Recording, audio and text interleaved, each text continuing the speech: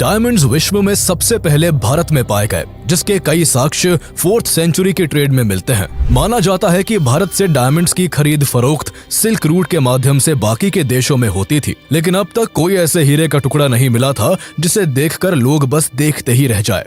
वक्त बीतने के साथ हीरा बेशकीमती स्टोन के तौर पर अपनी जगह बना चुका था। 13th सेंचुरी में जहां पूरी दुनिया में एक भी हीरे की खान नहीं थी, तभी भारत में एक ऐसे हीरे की खोज हुई जिसकी चमक के आगे बड़े बड़े राजाओं की आंखें चौंधी आ गई थी। ये हीरा बेहद ही अनोखा था। तब कहां किसी को पता था कि ये हीरा आने वाले दिनों में इतना यूनिक और बेशकीमती होगा कि जो भी इसे देखेगा बस देखता ही रह जाएगा। जैसे जैसे इसकी पॉपुलैरिटी बढ़ती गई, वैसे ही उस समय के राजाओं में इसे हासिल करने की होड़ बढ़ गई। आज की कहानी है कोहिनूर की। भारत की कोख से निकला वो हीरा जो आज ब्रिटेन की धरोहर बना हुआ है। ऐसा नहीं है कि कभी भारत की शान में 4 चांद लगाने वाला कोहिनूर रातों रात ब्रिटेन चला गया या फिर उन्होंने इसे किसी युद्ध में छीन लिया। कोहिनूर की कहानी बहुत लंबी है।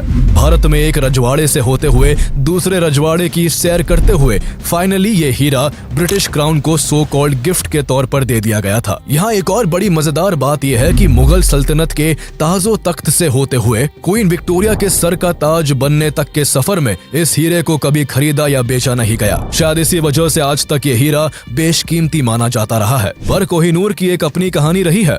इसकी चमक में कई लोगों का खून लगा हुआ है और इसकी चाहत के कई किस्सों से दुनिया आज तक बेखबर है। तो चलिए आपको ले चलते हैं कोहिनूर की चमकीली कहानियों में और आपको बताते हैं इसके वो किस्से जो इसकी चमक के पीछे गुम हो गए हैं। The Indian government has said it would make all possible efforts to get back the priceless Kohinoor diamond that is part of the Queen Mother's crown. Malik Kafur ने उस मंदिर को डिस्ट्रॉय करके वहां से लिया है। This incredible jewel has not just been passed down through generations. It's been stolen. It's been fought over. It's gone through all manner of chicanery and skullduggery to get it to its current point. For a diamond, are you ever going to return that? I don't think. But accepting the fact that the diamond was taken away by force. Give it back to India. I don't see why an Indian child from India has to travel all the way to the UK to look at it and just pay for it. Kohinoor के origin के बारे में कई तरह की कहानियां प्रचलित है। ऐसी ही एक कहानी के अनुसार इस हीरे को करीब 5000 साल पहले जामवंत जी ने भगवान श्री कृष्ण को दिया था। महाभारत काल में इस हीरे को स्यनमंतक मणि के नाम से जाना जाता था। लेकिन इसके बारे में कहानी यही खत्म नहीं होती। जहां कोहिनूर को महाभारत काल का बताया जाता है, तो वही ये भी कहा जाता है कि इस हीरे को 3200 साल पहले एक नदी में पाया गया था। खैर सच्चाई जो भी हो, लेकिन आज तक इस हीरे की ओरिजिन के बारे में एक्यूरेट और वैलिड इंफॉर्मेशन जुटाई नहीं जा सकी है। कोहिनूर अपने खोजे जाने के वक्त दुनिया का सबसे बड़ा डायमंड था और उसका कुल वजन 793 कैरेट्स के आसपास था। बाद में इस हीरे को कई बार तराशा गया है, जिसकी वजह से इसका वजन घटकर 105.6 कैरेट के आसपास रह गया है। हालांकि कई बार तराशे जाने के बावजूद कोहिनूर अब भी दुनिया के सबसे बड़े तराशे हुए हीरों में से एक बना हुआ है। कई दावों के हिसाब से कोहिनूर की कहानी 13th सेंचुरी में शुरू होती है, जब आज के आंध्र प्रदेश में काकतीय डायनेस्टी का राज था। उन्हीं दिनों वहां के गोलकोंडा में कोयले की खदानें थी, जिनकी खुदाई की जा रही थी। यही के कोल्लूर माइंस में कोहिनूर की खोज हुई। कोहिनूर के खोजे जाने के वक्त भारत में राजा महाराजाओं का दौर हुआ करता था, इसलिए जब भी कोई बेशकीमती चीज खोजी जाती उसे राजा के पास पहुंचा दिया जाता था। इसी तरह कोहिनूर के मिलते ही उसे काकतीय डायनेस्टी के राजा के पास पहुंचा दिया गया।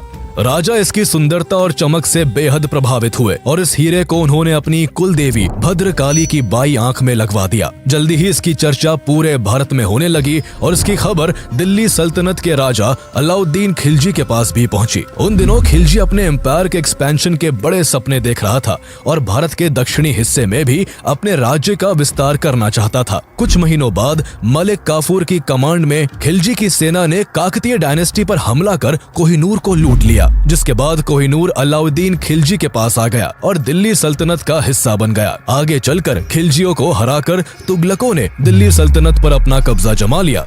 तब तक कोहिनूर इतना पॉपुलर हो गया था कि जब भी कोई राजा दूसरे को हराता, वो हारने वाले राजा से कोहिनूर ले लेता। इसी तरह कोहिनूर भी खिलजियों से होकर तुगलकों के पास चला गया। तुगलकों के पास पहुंचने के बाद कोहिनूर फिरोज शाह तुगलक के पास आ पहुंचा। आगे चलकर तुगलकों से होते हुए कोहिनूर मालवा के राजा होशंग शाह के हाथों में आ गया। मालवा का राजा बनने के बाद होशंग शाह अपने पड़ोसी राज्य ग्वालियर को जीतना चाहता था। उस समय ग्वालियर पर तोमर राजा डोंगरेंद्र सिंह शासन कर रहे थे। होशंग शाह ने मौका पाते ही ग्वालियर पर अटैक कर दिया, लेकिन वो डोंगरेंद्र सिंह से बुरी तरह हार गया। अपनी जान बचाने के लिए होशंग शाह ने कोहिनूर समेत अपनी सारी संपत्ति डोंगरेंद्र सिंह को सौंप दी। इस घटना का जिक्र बाबर नामा में भी मिलता है, जो इस हीरे का फर्स्ट डॉक्यूमेंटेड प्रूफ भी है। डोंगरेंद्र सिंह से होते हुए ये हीरा अंतिम तोमर शासक राजा विक्रमादित्य के पास पहुंच गया। उस समय तक दिल्ली सल्तनत की सत्ता इब्राहिम लोधी के हाथों में आ गई थी। इब्राहिम लोधी ने भी कोहिनूर के बड़े चर्चे सुन रखे थे, इसलिए उसने अपने साम्राज्य का विस्तार करने और इस हीरे को पाने के लिए ग्वालियर पर अटैक कर दिया।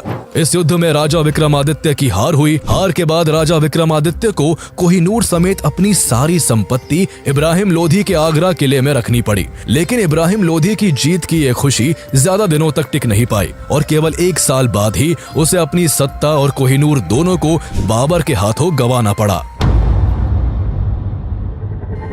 दरअसल उस दौरान बाबर दिल्ली पर राज करने के सपने संजोए 1519 से ही भारत पर कई बार आक्रमण कर चुका था, लेकिन उसे हर बार यहाँ से हार कर लौटना पड़ता था। 1526 में बाबर ने एक बार फिर से भारत पर आक्रमण किया। इस बार उसकी लड़ाई इब्राहिम लोधी के साथ पानीपत में हुई। कई दिनों तक चले इस घमासान युद्ध में इब्राहिम लोधी मारे गए।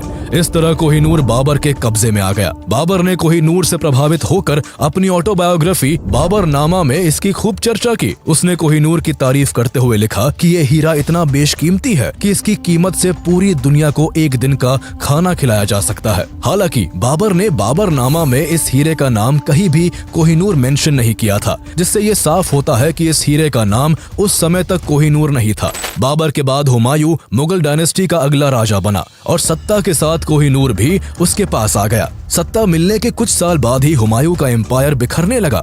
उसके छोटे भाइयों ने ही उसके खिलाफ विद्रोह कर दिया, जिस कारण उसे अपना एम्पायर अपने भाइयों के बीच बांटना पड़ा। अपने भाइयों से निपटने के बाद उसने अपने एम्पायर को यूनाइट करना स्टार्ट ही किया था कि उस पर अफगान शासक शेर शाह सूरी ने अटैक कर दिया। 2 सालों में दोनों के बीच चौसा और कन्नौज में 2 बैटल लड़ी गई। दोनों ही बार हुमायूं को मुंह की खानी पड़ी और उसे अपना सब कुछ छोड़कर ईरान भागकर राजा तहमास्प के यहाँ शरण लेनी पड़ी। तहमास्प ने उसका स्वागत करते हुए कई सालों तक उसे अपने संरक्षण में रखा। उनके इस व्यवहार से खुश होकर हुमायूं ने कोहिनूर उनको उपहार में सौंप दिया। इस तरह कोहिनूर पहली बार भारत से बाहर ईरान पहुंच गया। ईरान के राजा तहमास्प के पास कोहिनूर लगभग 3 सालों तक रहा। इसके बाद कोहिनूर एक बार फिर से भारत लौट आया। जहां अब तक कई राजाओं ने कोहिनूर को हथियाने के लिए हजारों लाशें बिछा दी थी, तो वही राजा तहमास्प की इसमें कोई खास दिलचस्पी नहीं थी।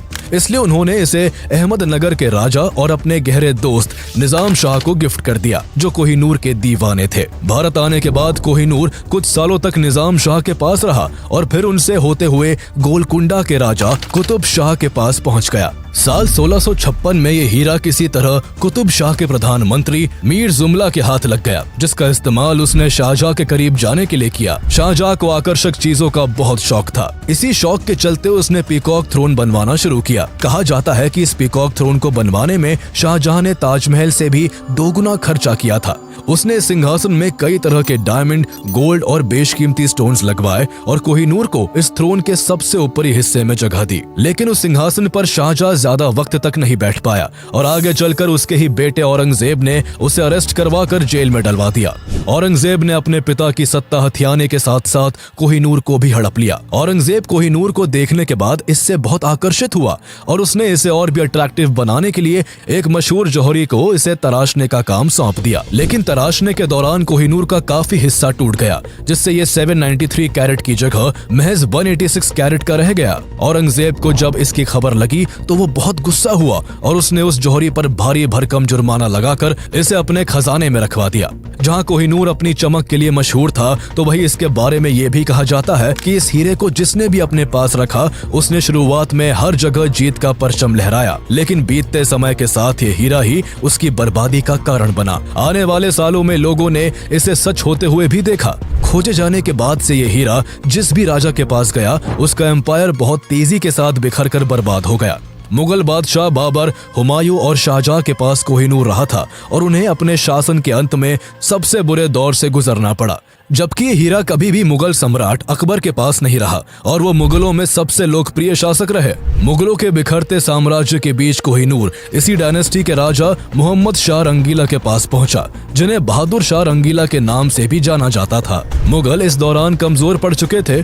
इसी का फायदा उठाते हुए ईरान के शासक नादिर शाह ने आक्रमण कर बहादुर शाह रंगीला के एम्पायर को तहस नहस कर दिया। उसने पूरी दिल्ली में भयंकर कत्लेआम मचाया। जो भी उसके रास्ते में आया वो अपनी जिंदगी से हाथ धो बैठा। चंद दिनों के अंदर ही नादिर शाह ने मुगलों की सारी संपत्ति लूट ली और शाहजहां द्वारा बनवाया गया पीकॉक थ्रोन भी अपने कब्जे में ले लिया। लेकिन अब तक उसे वो कोहिनूर नहीं मिला था जिसकी चमक के चर्चे उसने सुन रखे थे। दरअसल कोहिनूर उसके हाथ अभी तक इसलिए नहीं लगा था क्योंकि बहादुर शाह रंगीला उसे अपनी पगड़ी में छुपा कर रखता था। नादिर शाह को जब इस बात की खबर लगी तो उसने इसे हासिल करने के लिए बहादुर शाह से अपनी जीत की खुशी मनाने के लिए एक दूसरे की पगड़ी पहनने को कहा। बहादुर शाह जो पहले ही जंग हार चुके थे वो अब नादिर शाह की बात ना मानकर अपनी जिंदगी नहीं गंवाना चाहते थे, इसलिए उन्हें अपनी पगड़ी उतारने के लिए मजबूर होना पड़ा। जैसे ही बहादुर शाह ने अपनी पगड़ी निकाली, हीरा जमीन पर गिर पड़ा। जमीन पर गिरते ही उसकी रोशनी चारों तरफ फैल गई। इसे देखकर नादिर शाह अचंभे में पड़ गया और उसके मुंह से कोहिनूर शब्द निकल पड़ा, जिसका मतलब था माउंटेन ऑफ लाइट। तब से ही ये हीरा कोहिनूर के नाम से जाना जाने लगा। कुछ दिनों के बाद नादिर शाह भारत से कोहिनूर समेत बहुत सारी संपत्ति लूटकर अपनी सेना के साथ ईरान लौट आया। वक्त गुजर जाने के बावजूद उसका कोहिनूर को लेकर आकर्षण कम नहीं हुआ। वो कोहिनूर का इतना दीवाना था कि उसे हर वक्त अपनी नजरों के सामने रखना चाहता था। इसलिए नादिर शाह ने कोहिनूर को अपनी आर्म पर बांधना शुरू कर दिया। कुछ सालों तक तो सब ठीक चलता रहा, लेकिन फिर कोहिनूर ने नादिर शाह के एम्पायर पर भी अपना असर दिखाना शुरू कर दिया। उसकी जिंदगी इस कदर बर्बाद हुई कि अंतिम समय में वो अपना दिमागी संतुलन खो बैठा और अपने ही लॉयल बॉडीगार्ड्स पर शक करने लगा। इस शक के चलते उसने अपने सभी कमांडर्स को हटाकर उनकी जगह अहमद शाह दुर्रानी को कमांडर अपॉइंट कर अपने सभी पुराने कमांडर्स और बॉडीगार्ड्स को खत्म करने का आदेश दे दिया। लेकिन नादिर शाह की प्लानिंग की खबर उसके पुराने बॉडीगार्ड्स को लग गई, जिसके बाद सालार खान और मोहम्मद खान कजर नाम के दो बॉडीगार्ड्स ने उसी रात नादिर शाह की हत्या कर दी। आगे चलकर नादिर शाह के फाइनेंशियल ऑफिसर मोहम्मद काजिम मारवी ने अलम अराय नादरी नाम से एक किताब लिखी, जिसमें इस हीरे का नाम कोहिनूर मेंशन किया गया था, जो इस हीरे का कोहिनूर नाम होने का फर्स्ट वैलिड सोर्स है। नादिर शाह की मौत के बाद उसके एम्पायर पर अहमद शाह दुर्रानी का कब्जा हो गया और वो कोहिनूर को ईरान से अफगानिस्तान ले गया। इस तरह कोहिनूर भारत से ईरान और फिर अफगानिस्तान पहुंच गया। इसके बाद अफगानिस्तान में ही अहमद शाह दुर्रानी के ही वंशज शाह शुजा दुर्रानी के पास कोहिनूर आ गया। बदलते वक्त के साथ राज सिंहासन बदल जाते, कोहिनूर पर मालिकाना हक रखने वाले राजा बदल जाते, लेकिन एक चीज जो नहीं बदलती थी तो वो थी कोहिनूर की चमक और उसको लेकर लोगों का आकर्षण। एक बार शाह शुजा की पत्नी वफा बेगम से किसी ने कोहिनूर की प्राइस प्रेडिक्शन करने का कहा। बेगम ने इसका जवाब देते हुए कहा कि अगर 4 ताकतवर पहलवानों से चारों दिशाओं में एक एक पत्थर फेंकवाया जाए और एक पत्थर आकाश की ओर उछाल दिया जाए, इसके बाद 5 पत्थरों ने जितना डिस्टेंस तय किया उस डिस्टेंस को अगर गोल्ड से भर दिया जाए तो भी उस पूरे सोने की कीमत कोहिनूर जितनी नहीं हो सकती। बेगम की इस बात से कल्पना की जा सकती है कि आखिर कोहिनूर क्यों इतना प्राइसलेस और पॉपुलर था। सत्ता और कोहिनूर को पाने के बाद शुरू में शाह शुजा दुर्रानी के शासन काल में सब ठीक चल रहा था। उसने आसपास के कई क्षेत्रों को जीतकर अपनी शक्ति बढ़ा ली थी, लेकिन एकाएक उसके परिवार में फूट पड़ गई और उसके भाइयों ने ही उसके खिलाफ विद्रोह करके उसे गद्दी से उतार फेंका। शाह शुजा दुर्रानी को अपनी पत्नी के साथ अफगानिस्तान से भागकर लाहौर आना पड़ा, जहां राजा रणजीत सिंह ने उन्हें शरण दी। महाराजा रणजीत सिंह ने न केवल उसे लाहौर में रहने की इजाजत दी, बल्कि उसे फिर से अपनी सत्ता हासिल करने के लिए मोटिवेट भी किया। दोबारा सत्ता हासिल करने के क्रम में उसने अटक पर हमला किया, लेकिन उसे हार का सामना करना पड़ा। अटक के शासक जहानदाद खान ने उसे अरेस्ट कर लिया और श्रीनगर की जेल में बंद कर दिया। जैसे ही इसकी खबर महाराजा रणजीत सिंह को लगी, उन्होंने अपने कमांडर मुहक्कम चंद को उसे छुड़वाने के लिए कश्मीर भेजा, जिसके बाद मुहक्कम चंद उसे रिहा करवा कर लाहौर ले आए। महाराजा रणजीत सिंह द्वारा अपने हस्बैंड की जान बचाने से वफा बेगम बहुत खुश हुई और उन्होंने कोहिनूर महाराजा रणजीत सिंह को गिफ्ट के तौर पर दे दिया।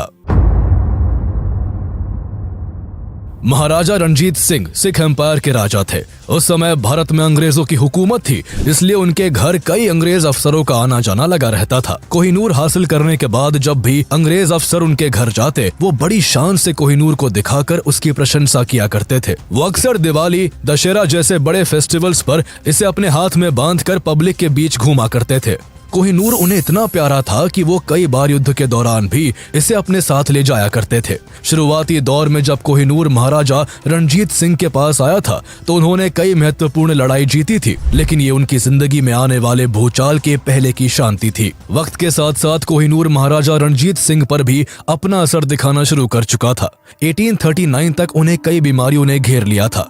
एक समय पर शेर पंजाब कहलाने वाले महाराजा की हालत इतनी खराब हो गई थी कि वो खुद से अपने बिस्तर से उठ पाने के काबिल नहीं बचे थे। अपनी जिंदगी के आखिरी दिनों को करीब देख महाराजा रणजीत सिंह काफी दान पुण्य करने लगे थे। उन्होंने अपने पास रखी कई कीमती चीजों को मंदिरों और गुरुद्वारों को दान कर दिया था। उनकी दिली ख्वाहिश थी कि उनके पास बचा कोहिनूर भी किसी टेम्पल को दान में दे दिया जाए, लेकिन उनके मंत्री इसके लिए नहीं माने, जिस कारण कोहिनूर मंदिर को दान नहीं हो सका। इस ख्वाहिश के पूरा हुए बिना ही 27 जून 1839 को महाराजा रणजीत सिंह की मृत्यु हो गई। कोहिनूर को मंदिर में दान करने की खबर को कई ब्रिटिश न्यूज़पेपर्स ने डिटेल में छापा। इस खबर ने महारानी विक्टोरिया का भी ध्यान खींचा, जिसके बाद महारानी विक्टोरिया ने अपने अधिकारियों से कोहिनूर पर नजर बनाए रखने को कहा। महाराजा रणजीत सिंह की मृत्यु के बाद उनके बेटे खड़क सिंह सिख एम्पायर के राजा बने, लेकिन उनके लिए इतने बड़े एम्पायर को अकेले संभालना मुश्किल हो रहा था। उनके करीबी लोग ही उनके खिलाफ साजिश रच रहे थे। राजा बनने के कुछ ही महीनों बाद खड़क सिंह को जहर देकर मार दिया गया। सिख एम्पायर की यूनिटी में दरार पड़ चुकी थी। लोग एक दूसरे के खून के प्यासे बन चुके थे। करीब 4 सालों तक ऐसा ही चलता रहा। इस बीच महाराजा रणजीत सिंह के कई पुत्र राजा बने, लेकिन उन सभी को मौत की नींद सुला दिया गया। अब सिख एम्पायर की सत्ता को संभालने वाले केवल उनके सबसे छोटे बेटे दलीप सिंह ही बचे थे, जो केवल 5 साल के थे। इतनी छोटी उम्र के बावजूद सिख एम्पायर को बिखरने से बचाने के लिए उन्हें राजा बनाया गया। हालांकि दलीप सिंह केवल नाम मात्र के राजा थे। असल में सिख साम्राज्य की बागडोर उनकी मां जिंद कौर के हाथों में थी। अनुभवहीन राजा और बढ़ती साजिशों को देखते हुए ब्रिटिशर्स को सिख एम्पायर हड़पने का अच्छा मौका हाथ लगा और उन्होंने 1845 में पंजाब पर अटैक कर दिया। सिखों के लिए अंग्रेजी सेना का सामना करना मुश्किल हो गया और कुछ ही दिनों के भीतर अंग्रेज युद्ध जीत गए। इसके बाद अंग्रेजों ने सिख एम्पायर से कश्मीर भी छीन लिया। इसके 4 साल बाद 1849 के शुरुआती महीने में ब्रिटिशर्स ने फिर से सिख एम्पायर पर हमला कर दिया। कमजोर पड़ चुके सिख एम्पायर की सेना जल्द ही पीछे हटने पर मजबूर हो गई और 29 मार्च 1849 को अंग्रेजों ने लाहौर फोर्ट पर अपना कब्जा जमा लिया। अंग्रेजों ने सिखों के सामने लाहौर ट्रीटी का प्रपोजल रखा, जिसे उन्हें मजबूरन एक्सेप्ट करना पड़ा। इस ट्रीटी के बाद ब्रिटिशर्स ने महाराजा दलीप सिंह को 50,000 पाउंड की एनुअल पेंशन देने की घोषणा की, जिसकी कीमत आज करीब 65 करोड़ रुपए होती है। इसके बाद अंग्रेजों ने उनकी मां जिंद कौर को जेल में डालकर दलीप सिंह को महारानी विक्टोरिया के पास लंदन भेज दिया। इस तरह अंग्रेजों ने सिख एम्पायर की बिखरी सत्ता के एक होने की आखिरी उम्मीद को भी हमेशा के लिए खत्म कर दिया।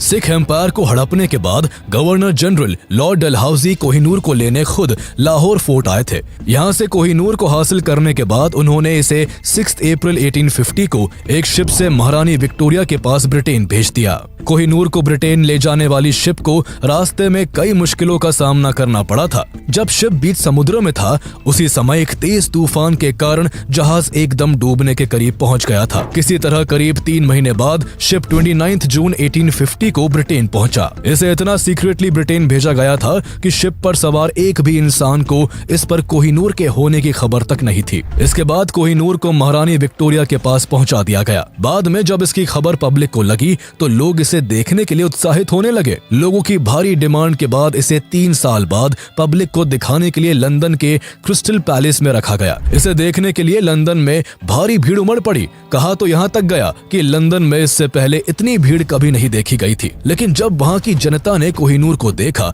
तो उन्हें ये बिल्कुल भी पसंद नहीं आया। जैसे ही लोगों के रिएक्शन की खबर महारानी विक्टोरिया के पास पहुंची तो उन्हें काफी बुरा लगा। उन्होंने कोहिनूर को और ज्यादा अट्रैक्टिव बनाने के लिए इसे यूरोपियन स्टाइल में तराशने के आदेश दिए। वो चाहती थी कि इसे ऐसी शेप दी जाए कि इसे उनके ताज में आसानी से फिट किया जा सके। करीब 38 दिनों के बाद इसे तराश कर महारानी विक्टोरिया के ताज में लगा दिया गया। फिर से तराशने के बाद ये हीरा करीब 105 कैरेट के आसपास ही रह गया था। कोहिनूर को अपने ताज में लगवाने के बाद महारानी विक्टोरिया ने इसे अपनी अंतिम सांस तक पहना। उनकी मौत के बाद भी इसे किसी भी राजा के बजाय केवल महारानियों को ही पहनाया गया। जिस तरह का बिलीफ इसको लेकर क्रिएट हुआ था उसको कहीं ना कहीं अंग्रेज भी मानते थे। बिलीफ के हिसाब से कोहिनूर को जो भी आदमी अपने पास रखता उसका नुकसान ही होता, लेकिन कोहिनूर के कर्ज का किसी औरत पर कोई प्रभाव नहीं होता। इसलिए पीढ़ी दर पीढ़ी इसे ब्रिटेन की महारानियों ने इस्तेमाल किया और बाद में ये ब्रिटेन की धरोहर बनकर रह गया। लंबे समय से ब्रिटिश राजघराने में रानियों की शोभा बढ़ाते हुए ये कोहिनूर अब भारत की पहुंच से काफी दूर चला गया था। पर फिर 1947 में जब भारत आजाद हुआ तब भारत समेत कई अन्य देश भी कोहिनूर पर अपना क्लेम जताते हुए ब्रिटेन से इसकी डिमांड करने लगे। कोहिनूर अलग अलग समय पर कई कंट्रीज के अलग अलग राजाओं के पास रहा था, इसलिए ऐसे सभी देशों का मानना था कि कोहिनूर पर उनका हक है। कई कंट्रीज द्वारा क्लेम आने के बाद ब्रिटेन ने कोहिनूर को इनमें से किसी को भी देने से इनकार कर दिया। अब तक कोहिनूर पर इंडिया, पाकिस्तान, अफगानिस्तान और ईरान अपना क्लेम कर चुके हैं। भारत सरकार इसे ब्रिटेन से इंडिया भेजने की कई बार रिक्वेस्ट कर चुकी है, लेकिन ब्रिटेन हर बार इसे लौटाने में आनाकानी करता रहा है। भारत ने आजादी के तुरंत बाद 1947 और 1953 में इस पर अपना क्लेम किया था, लेकिन ब्रिटिश गवर्नमेंट ने इसे नॉन नेगोशिएबल बताकर भारत को सौंपने से साफ इनकार कर दिया था। लेकिन फिर भी इंडियन गवर्नमेंट ने इसे पाने की आस नहीं छोड़ी और साल 2000 में भारत के कई एमपीज ने एक साइन डॉक्यूमेंट ब्रिटेन को भेजकर कोहिनूर को वापस भारत को लौटाने की मांग की। लेकिन हर बार की तरह इस बार भी भारत को निराशा ही हाथ लगी। ब्रिटेन ने ये कहते हुए भारत की इस मांग को ठुकरा दिया कि कोहिनूर अलग अलग समय में अलग अलग देशों का हिस्सा रहा है, लेकिन अब ये करीब 150 सालों से ब्रिटिश हेरिटेज का हिस्सा है, इसलिए इसे भारत को नहीं लौटाया जा सकता है। इस घटना के 15 साल बाद 2015 में शशि थरूर को एक स्पीच के लिए ऑक्सफोर्ड यूनिवर्सिटी बुलाया गया। उस स्पीच में उन्होंने 200 सालों में भारत से लूटी गई संपत्तियों के लिए ब्रिटिशर्स को खूब क्रिटिसाइज किया था। इस दौरान उन्होंने कोहिनूर और अन्य भारतीय धरोहरों का भी जिक्र किया जो अब ब्रिटेन के पास है। इसके एक साल बाद 2016 में एक एनजीओ ने सुप्रीम कोर्ट में एक पिटीशन फाइल की, जिसमें भारत सरकार से ब्रिटेन द्वारा चुराए गए कोहिनूर को वापस भारत लाने के बारे में कई सवाल पूछे गए थे। बाद में जब इस केस की हियरिंग हुई तो उसमें इंडियन गवर्नमेंट को सॉलिसिटर जनरल रंजीत कुमार ने रिप्रेजेंट किया था। हियरिंग में उनका कहना था कि ब्रिटेन ने कोहिनूर को सिख एम्पायर के राजा दलीप सिंह से एक ट्रीटी के तहत हासिल किया था। उनके इस तर्क के आधार पर सुप्रीम कोर्ट ने ब्रिटेन द्वारा कोहिनूर को चोरी करने की बात को खारिज कर दिया।